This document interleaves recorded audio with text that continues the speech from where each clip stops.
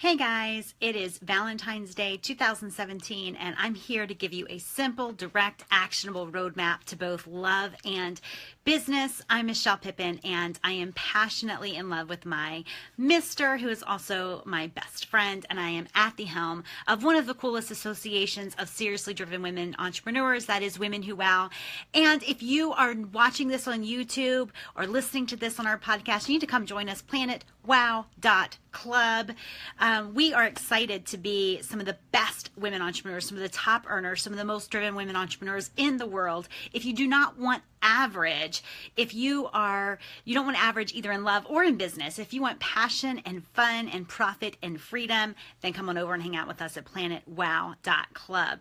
I want to get started with the training that I've promised today, which is the roadmap to love and business. And I just want to kind of preface this to say that truths are truths no matter how or where they are applied. That's how, for me, I make sense of kind of hype versus real stuff, or, hype and fluff versus fact.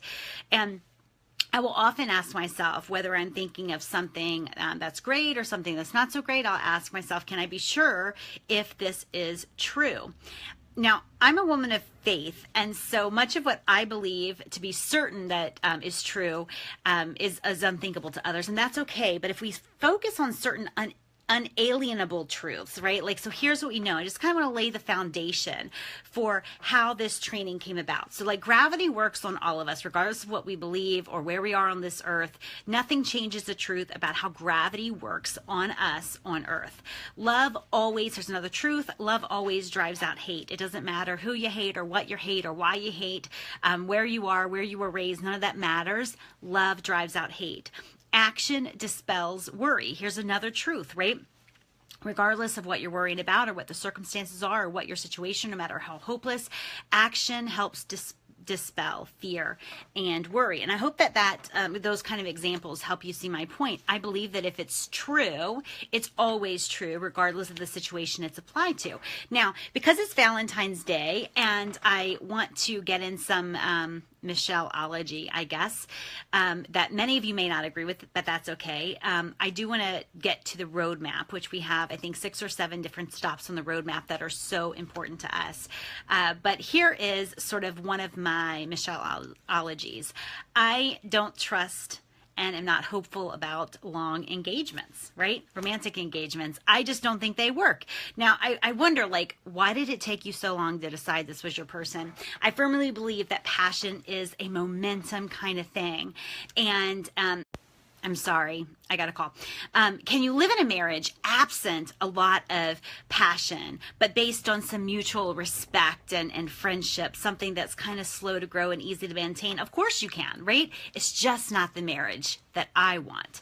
The same thing can be said for business. Can you grow a business by aiming for 5 to 10% increase year to year? Can you do this? Sure, you can, but by all means, it's not the business that I want. Right? So I found that what I want in business, what I hear our members want in business, when I speak to really driven women entrepreneurs all over the world, here's what they want in business. It's the same thing we want from a romantic partner, right? We want freedom. We want to be known, really known. We want to be able to be ourselves. We don't want to pretend. We want loyalty. We want to be priority. We want to be pursued. We want to know that we're important to someone. We want the relationship and the other person to grow with us. We want it to be fun. We want to be excited about our romance and our romantic partner. We want passion. We want to be proud of it, right? We don't need perfection in a romantic relationship, and we don't need perfection in business, but none of us really sit around waning and wishing for just normal or average. Can I just get that average marriage? Can I just get that average, daily dollar kind of business? We want the extraordinary. We want unique. We want authentic. We want something that gets way better over time. We want to have something to get excited about, right? Otherwise, we'd have a job. So the same things that we want in business are what we want in romance, and we can absolutely get them. And so here is how. So first things first, I just want to be very clear that this isn't a lesson in what to do what not to do in your marriage or in your romantic relationship, right? I'm using my own relationship as an inspiration for this training, but I'm not suggesting you stay or you leave or any of that, right? Just to be clear, I just don't want anyone to hear like what I'm not saying. So your roadmap begins with a foundation. That's the first step in building either the romance or in this case, the business that you want is you want to assess your foundation. Now, my daddy is a builder, right? So I know a little bit about just the foundation of homes and how to assess those. You want them to be strong. You want them to be pure. You want them to be dependable. And so let's see, I lost my place in my notes. So when you're assessing the foundation of your business, you want it to be good and solid. Ideally, the foundation of your business includes some profit, okay? So my own business foundation, while worlds away from the business that it is today, began in week 1 with profit, right? I didn't know any other way to go. I didn't have any other backup plan. This is a great foundation for business. Do you have a profitable foundation in your business? Has it been turning a profit for you? How long did it take? You just kind of want to assess the foundation of your business. And if profit is not woven throughout the foundation of your business, you need to begin weaving that throughout, right? Your business is a business and it's measured in profit. So here's some other aspects of a strong foundation. You want your foundation in your business to be fun, right? You want it to be honest. You want there to be opportunities for growth. You want to look forward to the work. So I just give you an example of 2 examples from my personal business history or resume, I guess, that didn't have a strong foundation. So one of them was my HR business. And the truth is I loved selling it. I loved the paycheck. I hated the work, right? So there was no passion. There was no fun in there. I hated the work itself. The same was true for VBS, which I don't know that I've ever exposed that name, but it was Virtual Business Solutions. That was the name of my company when I was an at-home secretary, because that's what I called myself. The term virtual assistant hadn't been created yet. But I really loved kind of the selling. I loved the fact that it allowed me to stay home with my kids and work around their schedule, but I hated the work, right? That's a poor foundation for a business. So you want to look for a foundation that offers you some passion. You should be excited about the actual stuff that you're doing, and also profit. So passion and profit is what you're looking for in the foundation of your business. I want to move on in this roadmap to commitment. So commitment in business and in marriage cannot be overstated. We all know these people who are in business, and they're at the average kind of business events. And like, last year they were doing this company, and then this year they're doing this, or they were the I don't know, love coach, and now they're the business coach, and then they're the health coach. And it's like, year to year to year. It's not saying that we don't want people to evolve and change, but it's like they're always kind of going from one company to another, right? And commitment in business is really what helps you kind of stay the course and not quit before payday. Same thing in marriage, right? You don't want a plan B.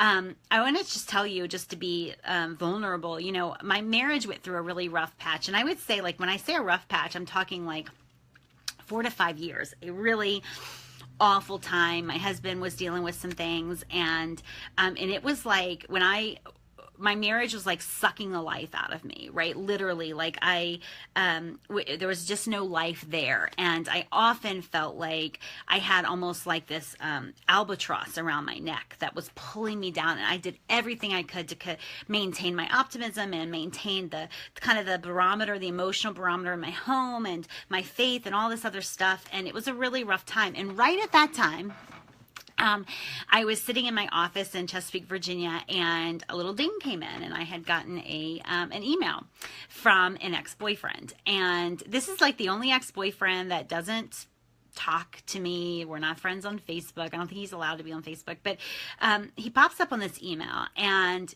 we start having this exchange, and he's like being totally charming and fun, and he sees me, right, like something in my marriage. Like we talked about the foundation of the marriage. We want to be seen, we want to be known, and my husband was in his own head, and he sees me, and I just want to go on the record, like my emails back to him were like totally appropriate, right? Like I said the right things, but my heart leapt every time that ding came in and another email came in. No work got done. And well, I said the right things. Anyone who truly knew me would know that those emails were getting me in trouble in my marriage. And I came home, just to kind of give you a snapshot of how I interact, of how I make decisions. But you know, I came home and I was not proud of the email exchanges that I was having. I wasn't proud of the way I was feeling, and I came home and I had this sort of like righteous anger towards my husband. And I'm like, Chris, you left me vulnerable. You left me vulnerable because of your junk. Right? And I was like just righteously angry at him. And instead of like having this shame of, you know, having this inappropriate email conversation with my ex-boyfriend, I came to him like, what the hell is up with you? Right? You left me exposed. And the reason that I did that is I didn't have a plan B. I wasn't going to entertain this life with some ex-boyfriend or some other man. It was like, I am all into my marriage and I needed him to pour into me and to start giving me what I needed. And it was just this kind of, I guess, righteous demand of him. And I tell you, it changed things. And I tell you that story, not because I'm proud of it. I'm a little bit embarrassed by it. But I tell you that story because a lot of times we need to go to our business and we need to demand from it what we know it's capable of giving, right?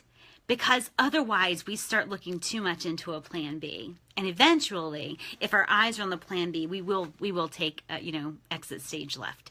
So commitment is huge, huge in our business, just like in our relationships. And so we have to kind of, in business, we have to burn the ships. When you see yourself looking exit at the, whatever's waiting for you at exit stage left, when you see yourself considering a plan B, in business, you really need to, if you've got a firm foundation, you've got that solid foundation, you need to dig in, double down, right? A lot of people, they have a struggle in business, and here's how we kind of separate those who are going to go all the way, right? They start having a difficult time in their business. Everybody has them in business, just like everyone has them in marriage. And their first response is to look for a job, right? Their first response is to look for a job. And that's when you know, like, you're really focusing too much on the plan B. And so we sometimes have to burn the ships to remove the temptation of the plan B. And so I just want to say, like, part of what I did with my marriage too, I kind of exposed the emails to my husband, and immediately got mad at him, which is a little bit of a flip, I guess, but I kind of burned those ships. And I did the same thing when I started business coaching. I really literally cut off all forms of income to my home so that I wouldn't have a plan B, so that I wouldn't have any more excuses to get this going and do what I needed to do for my business. I wanted to go all in. And so I want you to consider right now, we're just in February. Would you say that you're going all into your business right now? Are you looking too much to a plan B, or what if this doesn't work out, right? How much effort are you putting there versus digging in, doubling down in your business, 100% committed, no wandering eye, right? No, fantasizing about some great job or some other business to hop into. So no plan B, absolute commitment. What does that look like for you? And are you doing it, right? Are you doing it? Because once we have the foundation solid, then a solid foundation is a worthy bet, right? It's a good bet. You can go all in and have that commitment. The next thing that is another step on the roadmap to love and business is association. One of the coolest things about Women Who Wow is our finicky association, right? The Women Who Wow Live in Dallas is the people that are coming, not just the speakers because they're literally world-class, amazing, but also the people who have already committed to coming. They're the best of the best, right? We're not neighbors. We're not competitors. We don't have speakers who are going to give us a little bit of it because they're afraid somebody in the audience is going to take their idea and run with it. We're generous because we are absolutely, hanging out with the best of the best people. And so we can share it all. We don't have to hold anything back. But women who wow in general, we're kind of finicky about our association, and unapologetically so. I just want to kind of relate this to the marriage thing. You know, in marriage, you know, your man can start hanging out with like more and more single or divorced friends, and that could be a warning sign, right? But we often kind of ignore this rule in business, this rule of association, until it is grotesque, right? And so if they were hanging out, if your husband were hanging out with a bunch of single women or divorced women, you know, your antenna would go up, right? But if they're hanging around with same-sex friends who just don't really have your marriage in mind, we kind of think it's no big deal. You don't have to agree with me on this, but who we associate with matters a lot. And you can disagree with me on this in marriage, but please don't disagree with me on this fact in business, because who you hang around with in business matters so much, right? If you don't want to, if you want to look more into this, you can look on my website, bmichellepittman.com, and there's a link there about the treadmillers of business, right? Hustling, hustling, hustling, never even realizing that none of them are going anywhere, right? You don't want to be there. So who we associate matters. You don't want to be hanging around with people who embrace local mediocrity. You don't want to be hanging around with people who are settling all the time, who are chasing clients, who are going from feast to famine, always in their business, always planning and never acting. You just don't want to hang around them, because who you associate with matters. At many association events and a lot of women's events in general, this is what you're going to find, right? A lot of people who are not genuinely excited for other people who succeed, who are not really generously giving, who are not really running their own race, right? They're kind of looking around, seeing what everybody's doing, giving 10% here, 10% there.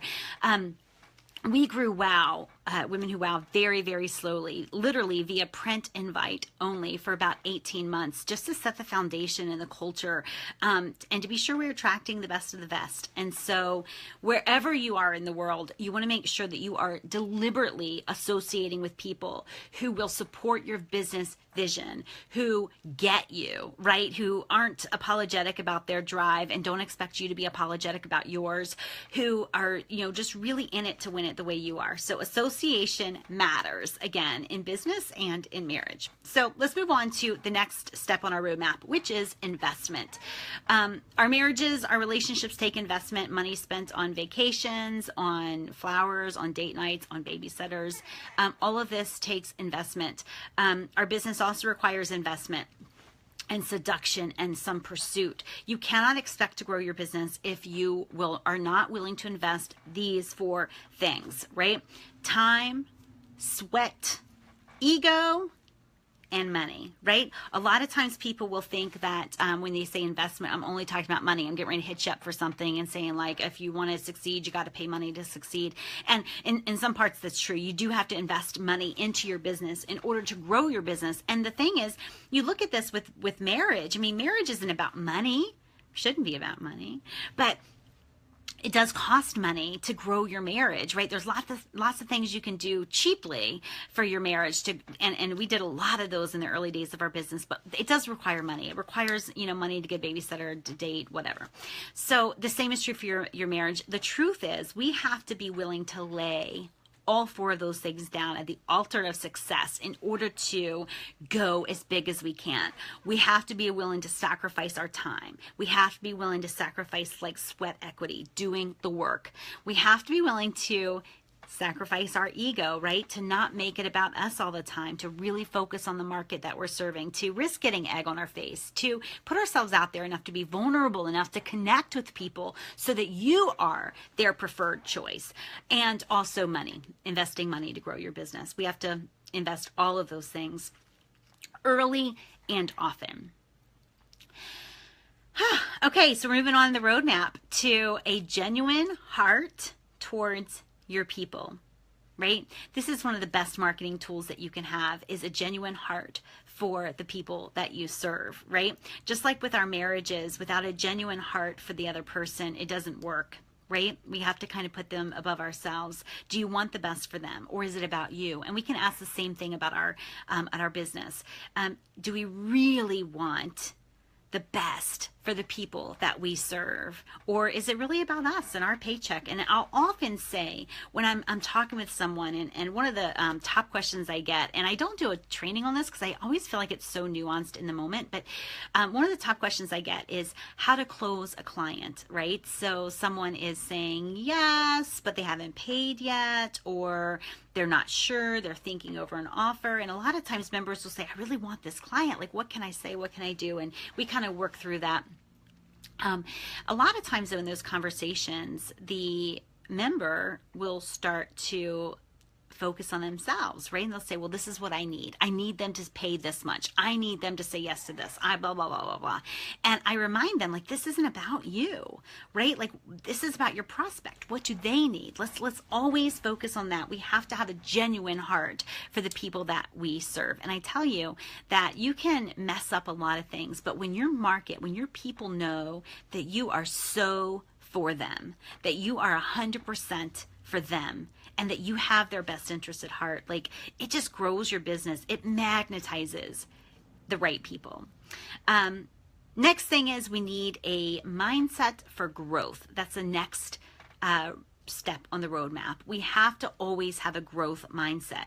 In marriage, just like in business, if you are not growing, you are slowing, right? If your marriage isn't getting better, it's probably losing some ground. If your business isn't taking new ground, it doesn't stay stagnant for very long. You'll eventually start kind of losing ground in your business. So you want to commit and invest to grow. You always want to have a vision for the future. This is really important in business, right? We always have to have that growth mindset. We can't really have a mindset of resting on our laurels, resting on our next success. In order to have the business that we want, which gives us ultimate freedom and maximum profit, we've got to always be thinking about the next step, the next success. The next step on the roadmap for life and business is gratitude, right? Look for things that you can be grateful for, and also be verbally and visibly grateful for your people. Thank them for what they're amazing at. Thank them for contributing to your group. Thank them for having confidence in you as a, I don't know, investment broker, whatever it is that you do, right? You really want to have an attitude of gratitude.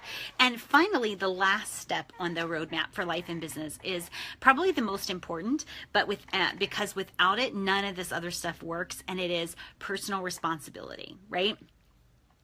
We live, I think, in a culture that is becoming less and less supportive of absolute responsibility, right? Like, I am responsible for my actions, no matter who I'm mad at, no matter if I got my way or not, no matter if someone else is more wrong than me. We're all responsible for our actions. And in business, there's no escaping that, right? Like, when you are the boss, it is up to you. There is no escaping a personal responsibility. In our marriages, we can blame our parents for not having a good marriage, or we can blame our husband for his depression, or for whatever. You know, we can blame we can blame any number of things. But if we want that sucker to be an amazing marriage, just like if we want our business to be an amazing business, if we want it to defy the odds, if we want it to be exactly what we always dreamt it would be, even if we didn't have the courage to tell the world what we really hope for our business, right? If we really want that, it's up to us. One of the best group of 8 words I've ever heard was from my coach, and he said, no one is coming. It's up to you.